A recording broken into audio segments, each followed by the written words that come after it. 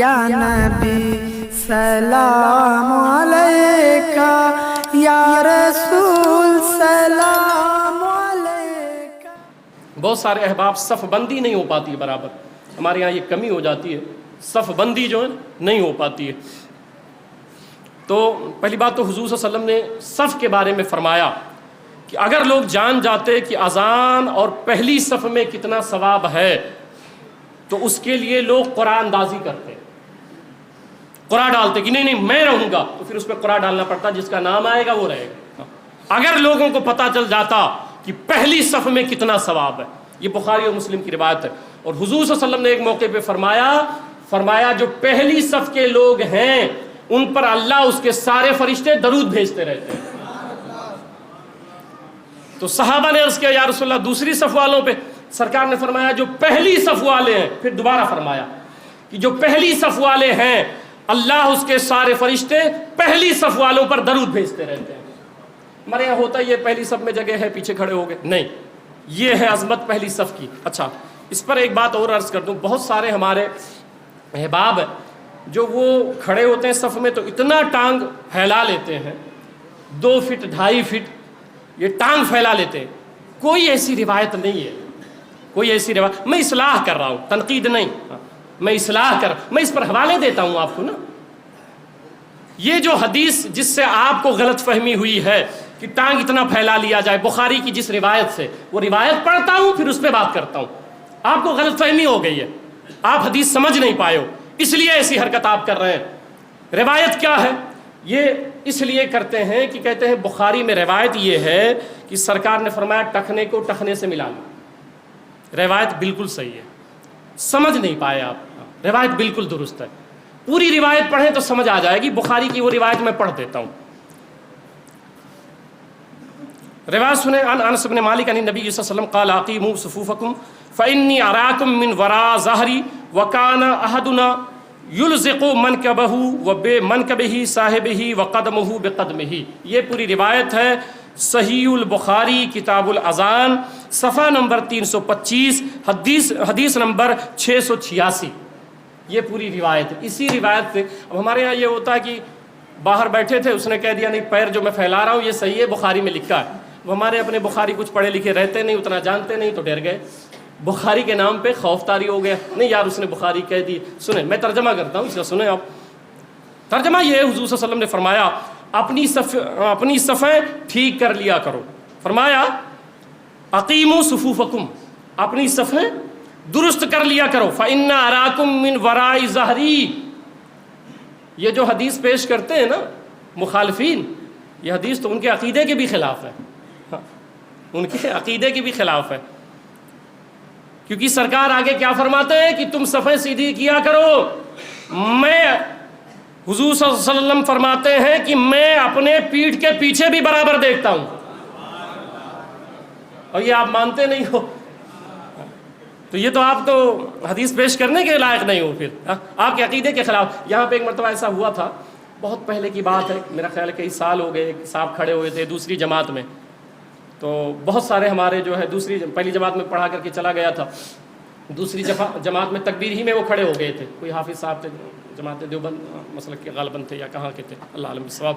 تو ان کو بہت کچھ لوگوں نے کہا، تو پھر وہ آفس میں آئے تو انہوں نے کہا، پکڑ کے لائے میرے ہاں آفس میں، تو انہوں نے کہا کہ مجھے دلیل دے دیں میں مان لوں گا۔ تو میں نے کہا بھائی کھڑے آپ تھے تو دلیل آپ دے دیں نا، ہمارے تو اپنے سب بیٹھے ہوئے تھے، بیٹھنے والی دلیل مجھ سے مانگ لو۔ تو انہوں نے کہا بخاری میں ہے، تو ہمارے یہاں بخاری شریف پڑھائی جاتی ہے الحمدللہ، تو میں نے منگایا، تو انہوں نے وہ حدیث پڑھی، تو ہم نے کہا میں بڑا وسیع القلب آدمی ہوں، کبھی زندگی میں کسی سنی مولانا کے سامنے یہ حدیث نہیں پڑھنا، یہ تمہارے خلاف ہے۔ جو حدیث انہوں نے پڑھی تھی، اس حدیث کا مفہوم یہی تھا کہ سرکار نے فرمایا نہ کھڑے ہوا کرو نماز کے لیے حتی ترونی، جب تک مجھے نہ دیکھ لیا کرو، بخاری کی جو روایت ہے۔ تو میں نے کہا نماز کے لیے نہیں، حضور کی تعظیم کے لیے صحابہ کھڑے ہوتے تھے، جو آپ کے یہاں شرک ہے، تو آپ تو یہ روایت ہی نہ پڑھا کریں۔ تو بولے پھر اس کے آگے میرے پاس کوئی دلیل نہیں، تو ہم نے کہا پھر جانے دینا، پھر میری دلیل سنیں آپ۔ تو پھر انہوں نے دلیل سنی تو پھر بیٹھنے لگ گئے، خیر وہ الگ بات۔ تو میں عرض کر رہا تھا کہ یہ بخاری کی روایت ہے، سرکار نے فرمایا میں پیٹھ کے پیچھے بھی دیکھتا ہوں، اور پھر فرمایا کہ ہم میں سے ہر آدمی، اب لفظ سنیے گا، ہم میں سے کان احدنا یلزق منکبہ بمنکبہ صاحبہ، ہر آدمی اپنا کندھا ساتھ والے کندھے سے سٹا دے، ملا دے، ٹھیک ہے. اور پھر فرمایا، اب وہ فرمایا وَقَدْمَهُ بِقَدْمِهِ، اور اپنا قدم دوسرے کے قدم سے ملا دے. تو قدم والی تو آپ پکڑ لیے ہو، اور یہ والی کون کرے گا؟ یہ منکبہ والی کہ بھئی یہ ملا دیا جائے، شانہ ملا دیا جائے، منکبہ ملایا جائے، ٹھیک ہے، تو یہ کون کرے گا؟ تو دوستو اصل میں ہوا یہ ہے، غلط فہمی کہاں ہو گئی ہے، یہاں ملانا مراد نہیں ہے. اگر ایسا ہے تو آپ کندھے سے کندھا ملا کے کھڑے ہوئیے، کبھی آپ کا ٹخنا ٹخنے سے نہیں ملے گا. مل جاوے میں انعام دوں گا. یا ویسے بھی آپ کھڑے ہو جائیں ویسے بغل میں کھڑے ہو جائیں تو ٹخنے سے ٹخنا ملے گا. اب بتائیں نا مجھے، اگر حدیث کا یہ معنی لے لیا جائے ٹخنے سے ٹخنا ملاؤ، تو پوری زندگی کوئی ایک بتاؤ جس کا ٹخنا بغل والے ٹخنے سے ملا ہوا ہو. ارے یار گیپ تو رہے گا، چاہے 2 ہی انگل کا ٹخنے سے ٹخنا رہے. پیر ملے گا تو ٹخنا مل ہی نہیں سکتا. یا تو پیر ایسے ٹیڑھا کر لو، ایسے کر لو، تو ملائے رہو گے تو آدھے پیر پہ کھڑے رہو آپ. یہ کون سی کا معاملہ ہے؟ تو اصل حدیث یہ سمجھا نہیں گیا. اتنا نہیں کھولنا چاہیے جتنا نماز میں ادب اختیار کریں. آپ اس طرح جس طرح کھڑے ہوتے ہیں نا، کسی اپنے سیٹ کے سامنے بھی نہیں کھڑے ہوں گے. جس کے ہاں کام کرتے ہیں آپ، کوئی امیر کبیر ہے نا، اس کے سامنے، کسی آفیسر کے سامنے نہیں کھڑے ہوں گے. جب آفیسر کے سامنے کھڑے ہونے میں بے ادبی سمجھتے ہیں تو اللہ کے حضور کیسے کھڑے ہو جاتے ہیں؟ اللہ کے سامنے اس طرح بے ادبانہ انداز میں کیسے کھڑے ہو جاتے ہیں؟ اتنا ٹانگ پھیلا لیتے ہیں. اور اگر ٹانگ پہ آپ فوکس کر رہے ہو تو کندھا بھی ملاؤ نا، کندھا ملاؤ، ٹانگ بھی ملاؤ. اس کا مطلب کیا ہے؟ اس کا مطلب یہ ہے کہ کندھے کو کندھے کے قریب کر دیا جائے، ٹخنے کو ٹخنے کے قریب کر دیا جائے. ملانا نہیں ہے، ملانا نہیں، ملا سکتے ہی نہیں ہو.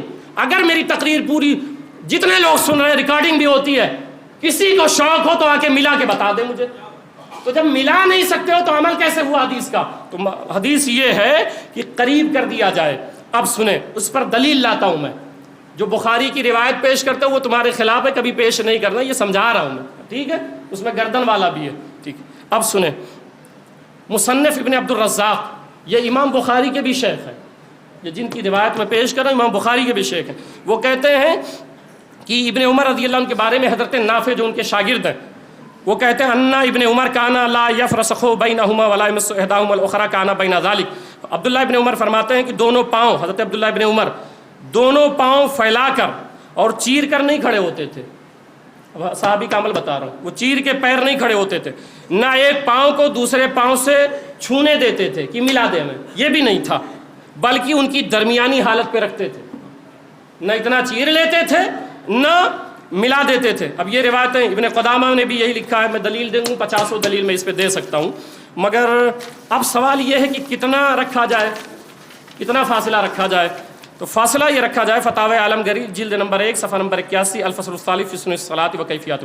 کہتے ہیں وَيَنبَغِي أَن يَكُونَ بَيْنَ قَدْمَيْهِ 4 أَصَابِعَ فِي قِيَامِهِ. یعنی جب کھڑے ہو نماز میں تو اپنے دونوں پیروں کے درمیان 4 انگل کا فاصلہ رکھا کرو. یہ روایت ہے. اور امام مالک نے بھی یہی بیان کیا ہے. فقہ العباد اٹھا کر کے دیکھ لیں. امام شافعی کا با یسن ان یفرق بین قدمیہ بشبر. امام احمد بن حنبل نے بھی وہی روایت نقل فرمائی ہے. اور یہاں تک کہ اہل حدیث کے عالم، اب آخری سند لے لیں، اہل حدیث فتاوی والماء اہل حدیث جلد نمبر 3 صفحہ نمبر 21، وہ لکھتے ہیں کہ قدموں میں اتنا ہی ہونا چاہیے فاصلہ جتنا کہ کندھوں میں ہوتا ہے. ملانا نہیں چاہیے، نہ اتنا پھاڑ لینا چاہیے. یہ ملانے کے چکر میں پھاڑ لیتے ہیں، کہتے نہیں شیطان آئے جائے گا. ادھر سے تو آسان نہیں تھا آنا جانا، مگر جدھر پھاڑے ہوئے ادھر سے اور آسان پیدا کر دیا ہے آپ نے. ادھر سے تو اور آسانی پیدا کر دی، دن رات آتے جاتے رہے، ہمیشہ آتے جاتے رہے، اتنا جگہ آپ نے دے دیا. ادھر تو کم جگہ تھی. کم سے کم اللہ کے سامنے نماز کو مذاق نہ بناؤ. جو قرآن و حدیث پر باتیں ہیں اور جو ہمارے ائمہ نے بیان فرمائی ہیں اس پر عمل کرنے کی کوشش کرو. تو کہتے ہیں اتنا ہی ہونا چاہیے جتنا کندھوں میں، تاکہ دونوں مل جائیں. اب کندھا ملتا ہے تو کہتے ہیں اتنا ہی فاصلہ. علماء اہل حدیث کہتے ہیں اتنا ہی فاصلہ رکھو، جتنا کندھے میں ہوتا ہے اتنا پیر میں رکھو، تاکہ دونوں قریب ہو جائیں. مسئلہ قریب ہونے کا